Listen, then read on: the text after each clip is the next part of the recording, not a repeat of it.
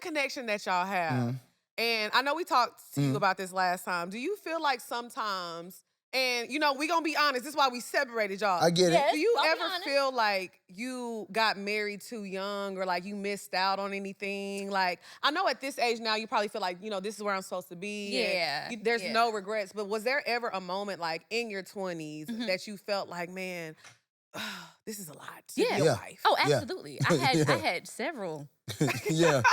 Yeah. Where's my camera at? Zoom in. I'm on 5. I think that's 4. Come on now, 4. Right there. I've had several moments like that because it's difficult. You think you're so in love. Yeah.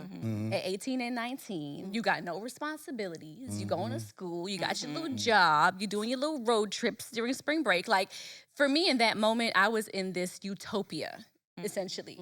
And I didn't realize until I was like moving into our 20s, mid-20s, late 30s, I feel like I missed out not necessarily on dating other people, but just having my own space. Yeah. You know, I look at, my favorite example is like Sex and the City. Yes. You know, you got your little apartment, the shit is all white, you got your furry rug, like you have all the things, you come home, you know, you have your little drinks after work, kikis with the friends, like that's what I didn't have. Okay. So a part of me used to mourn that and be like, damn, like I never had a chance to just be a single woman who was in control of everything that she had going on.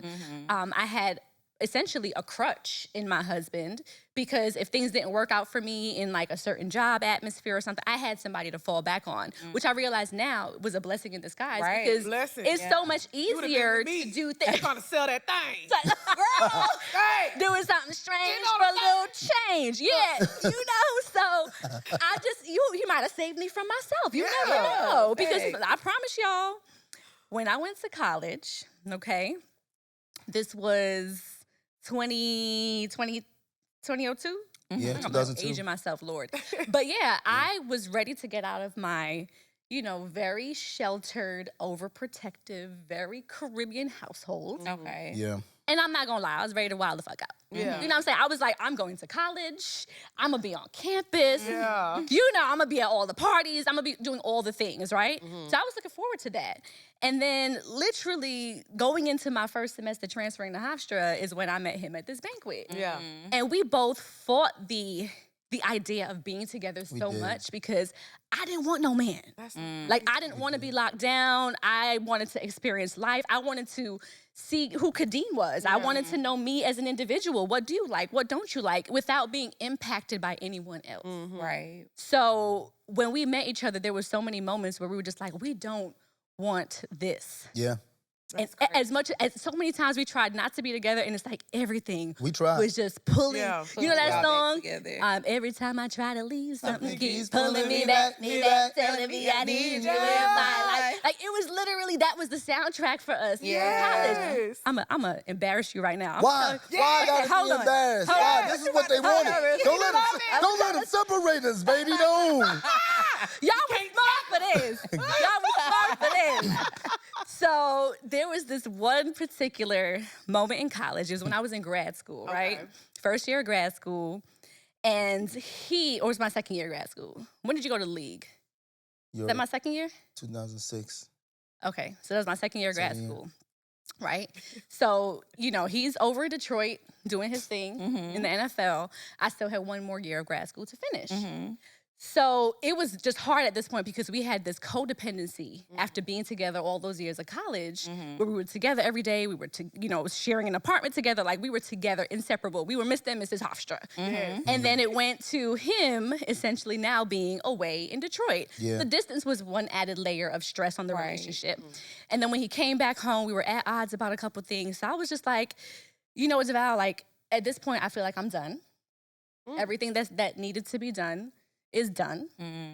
We clearly not seeing eye to eye. She was moving with her hands like this too. You see that? The New York doing that, You know it's that's when you like, it's very giving, giving very right. much Brooklyn, very much. I'm not This playing is with what you. the deal is. Yeah. So I said, I'm done. That we've done everything there was to do in this space. I said, maybe this was God's way of saying, you know what? You go to Detroit, do your thing. I'm gonna finish grad school here, wherever, because I went to school for broadcasting and performance. So I'm like, wherever, theater, news, whatever takes me, that's it. So he was like, you know what? fine, whatever.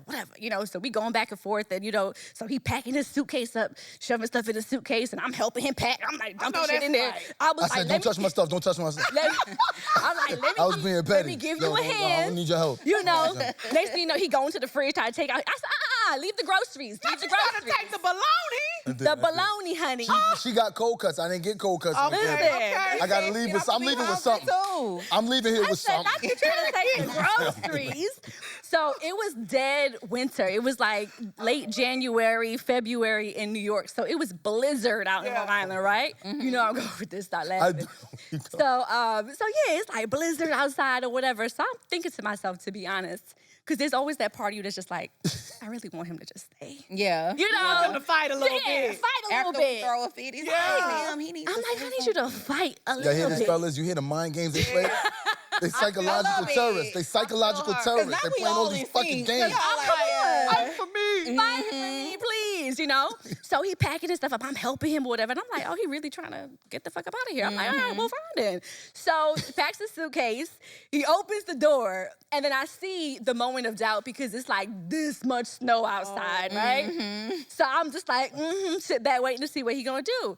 So he leaves with his suitcase. He's trucking it through the snow, whatever. So I I was slam gone. the door. You are so petty. And I close I'm it, you know? And he trucking through the snow with his suitcase or whatever. So I was like, whatever, nigga, fine. I'm fine. I'm gonna be fine. Yeah. So I sat down, whatever. Maybe like 20 minutes later. I'm so weak. But before that, Oh he's my God. leaving, right? And he put the scarf over his head, and then he like flung it around, and he was so dramatic. Now he said, You know who he looked like? I'm Who? You know, I did not do. Who? Mary J. Blige. I was your lover, Yo. working every day of the week. Come on now. Was on the job when I mean, it was given not gonna cry video. I love it. Okay, Drama king. it was Yo, the hood. do y'all believe this? The snow, all that. it. Knowing DeVale, y'all know that's the truth. Yeah, okay. I can see it. So and he in that Especially a young moment, DeVale. Yes. absolutely. Oh yeah, this was like 21-ish, 2-ish-year-old DeVale. Absolutely. I remember all of this. So, and I'm looking at him because the contemplation before he trucks through the snow with this thing over his head is like the snow is blowing in his eyes. Oh my And you know, so God. I'm dying to myself inside because Oh I'm my just God. like, he just nigga look at you, fool. So 20 minutes later, he circles back and he was like, I think we should talk. I said, you just ain't had nowhere to go because where were you going? It was a In this blizzard. fucking blizzard. Do you remember what happened? Where'd you go? I was too strung up on. So, Not gonna cry, so I'm this is the not funny thing, gonna right? cry. I got in my car, right? And I got on the Belt Parkway and I was like, fuck, I can't drive back to Brooklyn all the way there. So I'm like, fine, I'm gonna go stay with one of my young boys, right? I went in the dorm. I got in the dorm. I pulled out the meat that I stole from Kay. Wait, And I was like, because I was. Pause. I thought this was Wait. No. Mood. but mood though. Hey, No, that- I get it though. I'll pull out a can of beans in a minute. That's why I was laughing. And some Franks. Pull it out. Yeah. I was laughing because she wasn't lying, man. I was hungry as a motherfucker, and I was gonna get something, and she was like, "Nah, those I can't eat that. I can't eat that." Fine. So I was like, "I'm not taking the cold cuts." But all the frozen shit, I was just like, that shit I bought. Yeah. And so I took the frozen shit. I went in my young boy's room. I was like, yo, with a microwave. Oh, we don't got a microwave. I'm like, all right, with a Foreman grill. And it was like, we don't got no Foreman grill. I was like, y'all don't got shit in here. all my Ready to go home. gotta go Yo, make some all more my grill. frustration that I had on Kate, I let out on all of them. Huh? Oh, the Oh, mic. The mic drop. yeah. Oh my Just need God. to tighten up a little bit. Yo, He over there crying if real y'all, tears. if y'all knew what I was going through during that time, y'all understand how funny this shit was. I appreciate you. Right, we good? Thanks, I wall. Thank you. Okay, sorry. Okay, go ahead. Okay. So I get over there and I'm unleashing all of my fury that I had because we arguing Yeah. on them, right? And I'm like, y'all don't got nothing in this house. Y'all don't got no fucking microwave. Y'all don't got no Jordan Foreman grill. This is the problem. And also, this is a microcosm of your grades. Look at you. You've been below a B average since I know you. I'm screaming on about everything. You not starting. Your work ethic pissed. Everything. And I'm just going in on them. Then I get my scarf and I throw my scarf around my neck. See, you did do it. I did. You did do it. That's why this shit is funny. truth comes out, y'all. You don't have a George How Foreman many grill. years later? I blacked out. And When they, is he gonna defrost his peas? Right. that's what it was. I was trying to defrost my stolen Fast goods peas, that I like had. he Oh used to my do. God. And then that was the first lesson I learned about Yeah. having a woman, though. Mm. Because we all athletes. I ran back to my homies, and I was like, yo, I'm gonna go stay with my young boys. And they ain't have nothing that I needed. So